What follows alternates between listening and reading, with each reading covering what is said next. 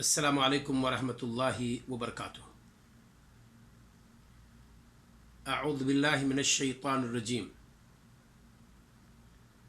قال اللہ تعالی وما آتاکم الرسول فخذوه وما نهاکم عنه فانتهوا۔ وقال نبینا المصطفى صلوات اللہ وسلامہ علیہ خذوا عنی مناسککم۔ برادران اسلام اور اسلامی خواتین، آج کے اس پروگرام میں ہم عمرہ کا طریقہ نبی کریم صلی اللہ علیہ وسلم کی سنت کے مطابق سیکھنے کی کوشش کریں گے۔ قرآن مقدس کی جو آیت میں نے پڑھی ہے اس میں اللہ رب العالمین نے ہمیں اور آپ کو خطاب کر کے فرمایا ہے کہ رسول جو دے اسے لے لو، اور رسول جس چیز سے روک دے اس سے رک جاؤ۔ اور حج اور عمرہ کے تعلق سے خصوصی طور پر نبی کریم صلی اللہ علیہ وسلم نے فرمایا خذوا عنی مناسککم، تم اپنے حج اور عمرہ کا طریقہ، اپنی عبادت کا طریقہ مجھ سے لو، مجھ سے سیکھو۔ قرآن اور حدیث دونوں کا مطالبہ یہ ہے کہ عبادت صرف اللہ کی ہونی چاہیے، اور کیسے ہونی چاہیے؟ جیسے نبی کریم صلی اللہ علیہ وسلم نے کی ہے۔ آراء اور اقوال کی طرف ہمیں اور آپ کو جانے کی ضرورت نہیں ہے۔ چلیے بغیر کسی تاخیر کے ہم عمرہ کا طریقہ سیکھتے ہیں۔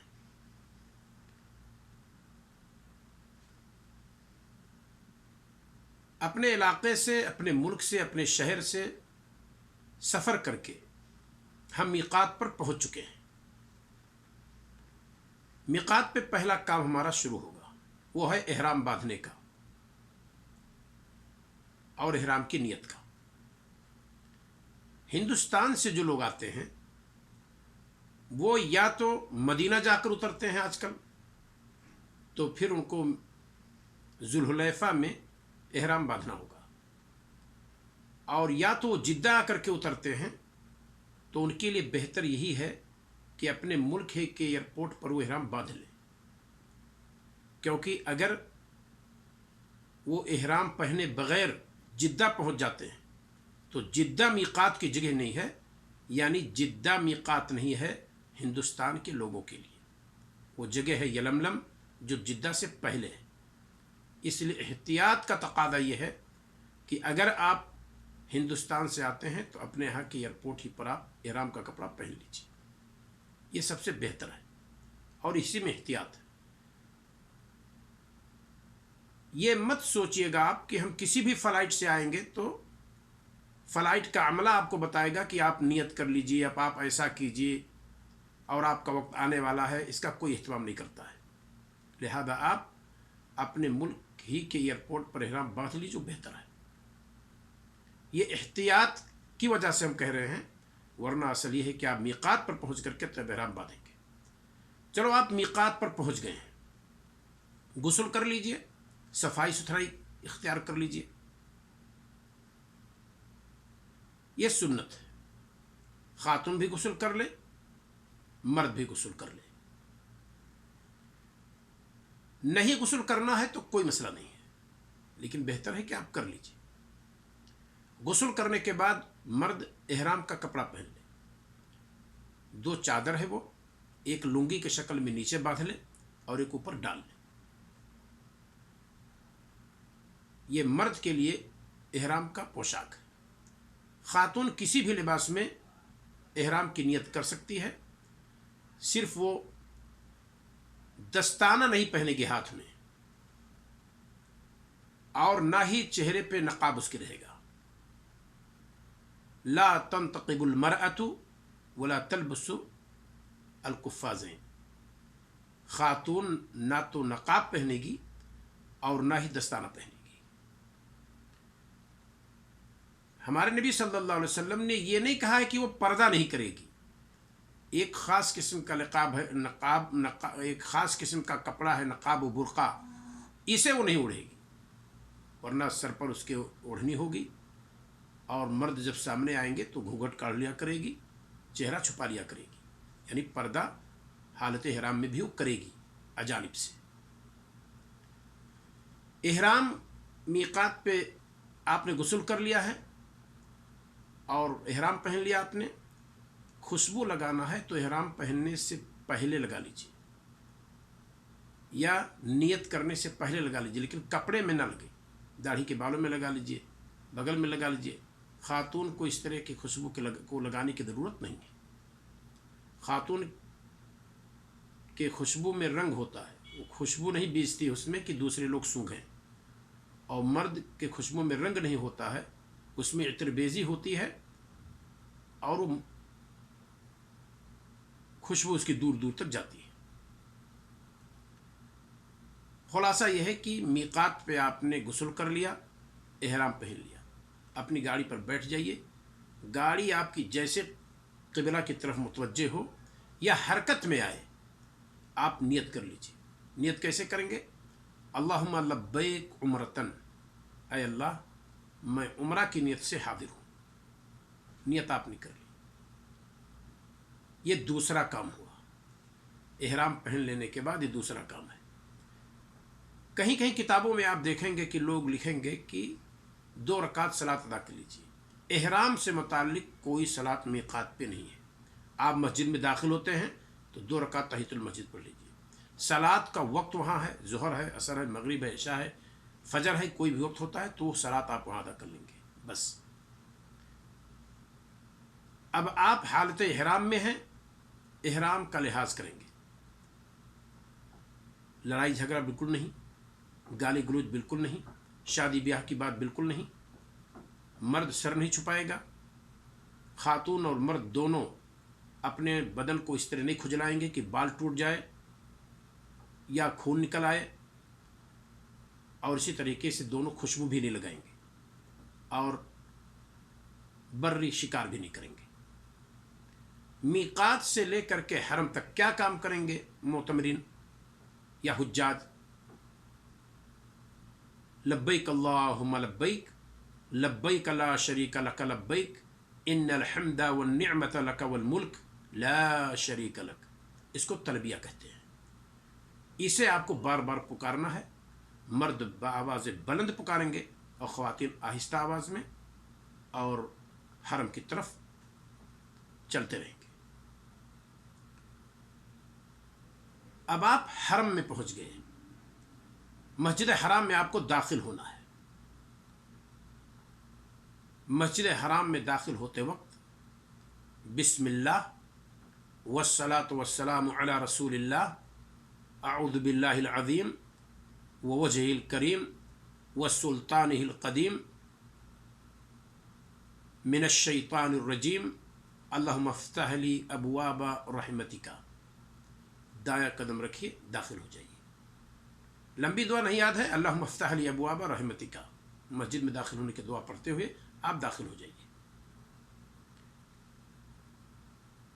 حرم میں آپ داخل ہو چکے ہیں، خانہ کعبہ کے قریب آپ پہنچ چکے ہیں، میقات پہ آپ نے احرام باندھ لی ہے اور عمرہ کی آپ نے نیت کر لی ہے، اور اب تیسرا کام شروع ہونے جا رہا ہے طواف کا۔ مرد اجتبا کر لے۔ اجتبا کس کو کہتے ہیں؟ احرام کا کپڑا جو کندھے پر آپ ڈال رکھے ہیں، دائیں کندھے کے نیچے سے نکال کر کے آپ بائیں کندھے پر ڈال لیجئے، یہ دایاں کندھا خالی کر لیجئے، اس کو اجتبا کہتے ہیں۔ مرد نہیں، مرد کرے گا، خاتون کے لیے نہیں ہے۔ اور طواف شروع کریں گے، خانہ کعبہ میں جہاں حجر اسود لگا ہے اسی کارنر سے طواف شروع کریں گے۔ خانہ کعبہ کے قریب ہیں، حجر اسود چھو کر کے، چوم کر کے پھر طواف شروع کیجیے۔ نہیں پہنچ سکتے ہیں، لڑائی جھگڑا دنگا فساد وہاں کرنے کی ضرورت نہیں ہے، کیونکہ حرم میں تکلیف سے بچانا دوسروں کو واجب ہے، وہاں کسی کو تکلیف دینا حرام ہے، اور حجر اسود کو بوسہ دینا سنت ہے۔ کسی سنت پر عمل کرنے کے لیے حرام کا ارتکاب آپ بالکل نہیں کریں گے۔ آپ دور ہی سے اللہ اکبر کہہ کر کے طواف شروع کر دیجیے، اور جب بھی آپ وہاں پہنچیں گے حجر اسود کے مقابل میں تو ہاتھ دائیں اٹھا دیں گے اور ہاتھ کو نہیں چومیں گے۔ ہاتھ اگر حجر اسود تک پہنچ جائے تو ہاتھ چوم سکتے ہیں، لیکن حجر اسود تک ہاتھ نہ پہنچے تو ہاتھ کو چومنے کی ضرورت نہیں ہے۔ شروع کے 3 چکر میں रमल भी है।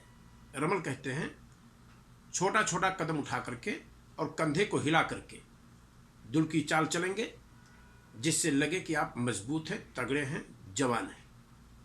इसी मकसद के खातिर नबी करीम सल्लल्लाहु अलैहि वसल्लम ने इसको मशरूዕ करार दिया था, और आज तक ये चीज़ नाफिज है, जारी है, क्योंकि हमारे नबी सल्लल्लाहु अलैहि वसल्लम की सुन्नत है। तो ये दो चीज़ मर्द बिल्कुल नहीं भूलेंगे, एक तो कंधा खोलना यानी इस्तिवा करना, और दूसरे 3 चक्कर में रमल करना। खाने काबा में जिस कॉर्नर पे हजर असवद लगा है वहाँ से आपका तवाफ शुरू होगा। खाने काबा आपके बाएं तरफ होगा, वहाँ सोचने की ज़रूरत नहीं है, हर कोई वैसे ही तवाफ़ कर रहा है, आपको भी वैसे चलना है। लेकिन इल्म की रोशनी में आप चलें, तकलीद की रोशनी में नहीं कि लोग कर रहे हैं तो हम भी कर रहे हैं। नहीं, आप जानें कि खाने काबा को बाएं साइड में करके हमें घूमना है, तवाफ़ करना है। खाने काबा से आपने शुरू किया है, हजर असवद से आपने शुरू किया। हजर असवद पर जब आप पहुँचेंगे तो 1 चक्कर हो गया, और 7 बार इस तरह से आपको करनी है। क्या तवाफ़ की कोई ख़ास दुआ है? हजर असवद जिस कॉर्नर पे लगा है उससे पहले कॉर्नर को रुकने यमानी कहते हैं। उस कॉर्नर पर जब पहले पहुँचेंगे तो उसको अगर छू सकेंगे कॉर्नर को तो छू लेंगे, चूमना नहीं है, वरना वहाँ से रब्बना आतिना फिद दुनिया हसना व फिल आखिरति हसना व क़िना अज़ाबन नार। रुकने यमानी से हजर असवद तक ये दुआ मसनून है, इसको पढ़िए। बाकी जगहों पर कुरान की तिलावत कीजिए, कुरान देख कर पढ़िए, अपने लिए दुआ कीजिए, मुसलमानों की भलाई के लिए दुआ कीजिए, अपने बाल बच्चों की इस्लाह के लिए दुआ कीजिए, जन्नत मांगिए, जहन्नम से पनाह मांगिए, जो चाहिए दुआ कीजिए, आपको इख्तियार है। लेकिन 50 हलल्ला, 1 रियाल, 1.5 रियाल की किताब ख़रीद करके ये लाख की इबादत अपनी बर्बाद मत कीजिए। हिंदुस्तान पाकिस्तान के कुछ चीटिंग करने वाले अहले बिदात व खुराफात, जो उन्होंने अपने मंशा के मुताबिक उम्रा का तरीका लिख करके और नशर करते हैं, हरम की तस्वीर बना देंगे, ये नहीं लिखा रहेगा किताब पर कि कहाँ की छपी हुई है, और आपको वो आसानी के साथ वहाँ मीकात पे मिल जाएगी। लोग खरीद लेते हैं कि 1 रियाल की कौन सी बात है। उसमें लिखा रहेगा पहले चक्कर की दुआ, दूसरे चक्कर की दुआ, तीसरे चक्कर की दुआ, उठते वक्त की दुआ, झुकते वक्त की दुआ। ये सब बिदात व खुराफात है, इन सब चीज़ों के पीछे मत पड़िएगा। तवाफ़ के वक्त कोई ख़ास दुआ नहीं है सिवाय रब्बना आतिना फिद दुनिया हसना व फिल आखिरति हसना व क़िना अज़ाबन नार के। बस खाने काबा के तवाफ़ से आप फारिग हो गए तो 3 चक्कर में तो आपने रमल किया, और बाकी पूरे चक्कर में आप कंधा खोले रहेंगे, इस्तिबा किए रहेंगे। जब तवाफ़ से आप फारिग हो गए, मीक़ात पे आपने गुस्ल की, एहराम बांधा और नियत की, और अब खाने काबा का तवाफ़ आप करके फारिग हो गए। अब आप इसी तवाफ़ से मुतालिक 2 रकात अदा करेंगे। इसको तवाफ़ की 2 रकात कहते हैं। बेहतर है वत्तखिदू मिन मकाम इब्राहिम मुसल्ला, मकाम इब्राहिम को जाए नमाज बना लो। भीड़ नहीं है, आसानी है, तो आप उसके पीछे होकर के, यानी मकाम इब्राहिम के पीछे होकर के सलात अदा कीजिए। पीछे होंगे तो उसका मतलब ये नहीं है कि आप चेहरा किसी भी तरफ करेंगे, काबा की तरफ चेहरा आपका होगा। और वहाँ आप 2 रकात जो सलात अदा करेंगे, मसनून ये है कि पहली रकात में सूरतुल फातिहा के बाद कुल या अय्युहल काफिरून, और दूसरी रकात में सूरतुल फातिहा के बाद कुल हुवल्लाहु अहद पढ़ना मसनून है। अगर नहीं कुल या अय्युहल काफिरून याद है, फ़क़रू मा तयस्सरा मिनल कुरान, कुरान में से जो आसान हो पढ़ लो, लेकिन सूरह फातिहा हर रकात में आपको पढ़नी होगी। और वहाँ सजदे में दुआ करते रहिए।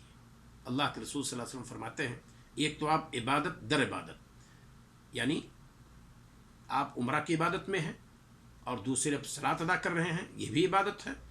और हालत सजदा में नबी करीम सल्लल्लाहु अलैहि वसल्लम फरमाते हैं, बंदा सबसे ज़्यादा करीब अल्लाह ताला से कब होता है? जब वो हालत सजदा में होता है। फ़ज्तहिदू फ़ि दुआ फ़क़मिनुन अन युस्तजाब, खूब दुआ करो, लायक है कि कबूल हो जाए।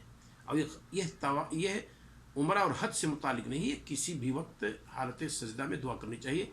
ये बेहतर है, वक्त बेहतर है, मकाम बेहतर है। आप हरम के अंदर हैं, हालत सजदा में हैं, दुआ कर लीजिए। दोनों रकात से फारिग होने के बाद भी दुआ आप कर सकते हैं, कोई मसला नहीं। طواف کے بعد 2 رکعت آپ نے ادا کر لی ہے. اب آپ کو چلنا ہے سعی کے لیے صفا کی طرف. صفا کے قریب جب آپ پہنچ جائیں, کیا کوئی خاص دعا ہے؟ ابدؤ بما بدأ اللہ, میں شروع کرتا ہوں جس سے اللہ نے شروع کی ہے. کس سے اللہ نے شروع کی ہے؟ اللہ تعالیٰ نے قرآن میں جب ذکر کی صفا و مروہ کا تو صفا کا تذکرہ پہلے کیا ہے. ان الصفا والمروة من شاعر اللہ فمن حج البیت او اعتمر فلا جناح علیہ ان یطوف بہما ومن تطوع خیرا فإن اللہ شاکر علیم.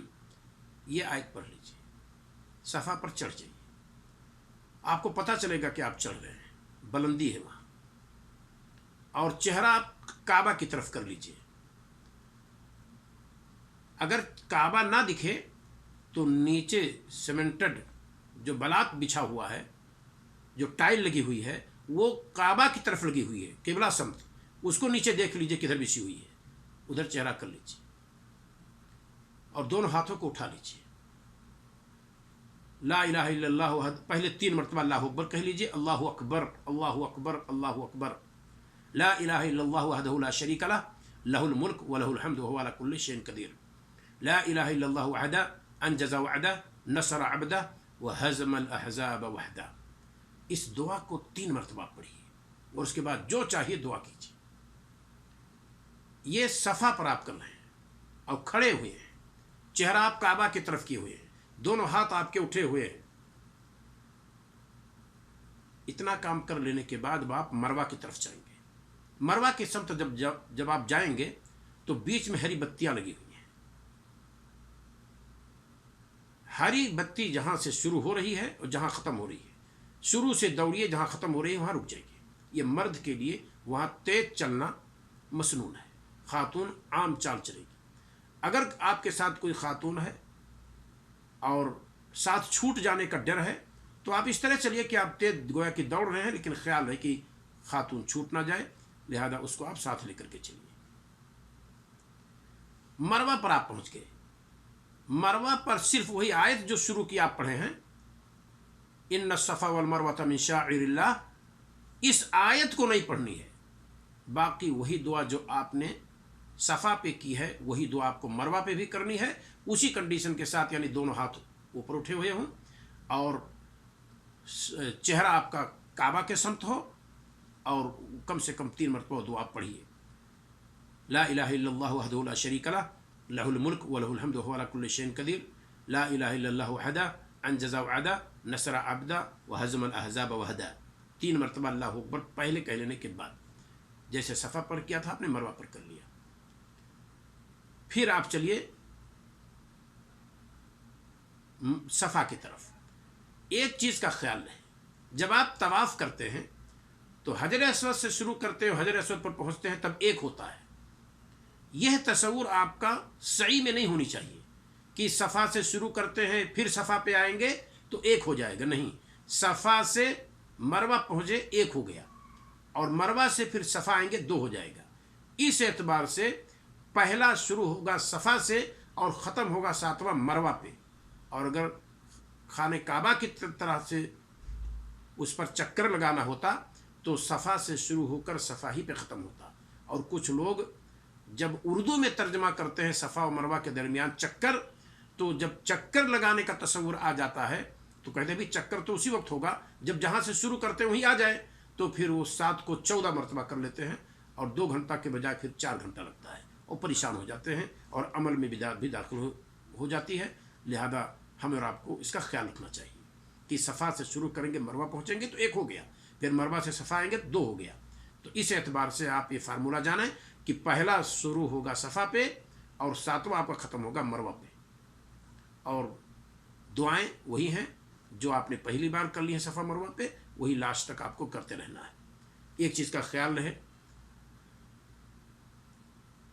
سعی ختم ہونے سے پہلے بال کا کوئی حصہ نہیں کاٹنا چاہیے. وہاں آپ دیکھیں گے ایک ہی مرتبہ میں کوئی گا مروہ پہ قینچی لگوا لیے, جرمانہ ہے اس پر. 7 مرتبہ چلنے سے پہلے اگر کسی نے بال کٹوا لیا ہے تو اس کو 1 بکری جرمانہ دینی پڑے گی. چلو, آپ نے کیا کام کیا اب تک؟ میقات پہ آپ نے احرام باندھ لی, عمرہ کی آپ نے نیت کر لی, خانہ کعبہ کا آپ نے طواف کر لیا, तवाफ़ की 2 रकातें आपने पढ़ ली और सफ़ा मरवा के दरमियान आपने सही कर ली। अब एक काम बाकी है, वही आखिर है। वो क्या है? बाल कटवाना। मुडवा लीजिए, हल्क करा लीजिए, छिला लेना जिसको कहते हैं, या यह कि कतरवा लीजिए, छोटा करा लीजिए, कटिंग करा लीजिए। मर्द के को दोनों इख्तियार है। औरत के लिए सिर्फ एक तरीका है, अपनी चोटी को पकड़े और उंगली के इस गिरह तक इसी के बकदर काट ले नीचे से चोटी के, बस। हर बाल का काटना उसके लिए ज़रूरी नहीं है। चोटी को पकड़े और इस गिरह तक जितने बाल आते हैं उसको काट दे, बस। खातून का उम्रा यहाँ मुकम्मल हो गया, और मर्द हल्क करा ले, कसर करा ले, उसका उम्रा वहाँ मुकम्मल हो जाएगा। बाल कटवाते वक्त याद रहे, आगे छोटा, पीछे झोंटा, पीछे झोंटा, आगे छोटा, कटिंग, ये सब डिजाइन बनाने की ज़रूरत नहीं है। कसर कराइए तो पूरे बाल का कसर कराइए, छोटा करा लीजिए, और हल्क कराते हैं पूरे बाल को हल्क करा लीजिए, हल्क करा लीजिए, खलास। यही हमारे नबी सल्लल्लाहु अलैहि वसल्लम की सुन्नत है, और इसमें बिदात और खुराफात दाखिल नहीं होनी चाहिए। इस तरह से आपका उम्रा मुकम्मल हो गया, और कोशिश होनी चाहिए कि हर जगह नबी करीम सल्लल्लाहु अलैहि वसल्लम की सुन्नत के मुताबिक हम हर अमल करें, क्योंकि हमने टाइम दी है, हमने अपनी गाड़ी कमाई का पैसा सर्फ किया है और कुछ सीखने की कोशिश की है, तो हमारे और आपके अमल में बिदात और खुराफात दाखिल ना हो। और जहाँ जिस काम को नबी करीम सल्लल्लाहु अलैहि वसल्लम ने छोड़ दिया है, आप उसको छोड़ दीजिए, और जहाँ जिस काम को नबी करीम सल्लल्लाहु अलैहि वसल्लम ने किया है उसको आप कीजिए। एक उम्रा कर लेंगे एक सफ़र में, यही आपके लिए काफ़ी है, और सगाइर सारे गुनाह माफ़ हो जाएंगे अगर अल्लाह ताला ने कबूल कर लिया तो ये उम्रा का तरीक़ा रहा। अल्लाह रब्बुल आलमीन हम और आपको नबी करीम सल्लल्लाहु अलैहि वसल्लम के सुन्नत के मुताबिक इस इबादत को अदा करने की तौफ़ीक़ अता फ़रमाए। अस्सलामु अलैकुम व रहमतुल्लाहि व बरकातुहू।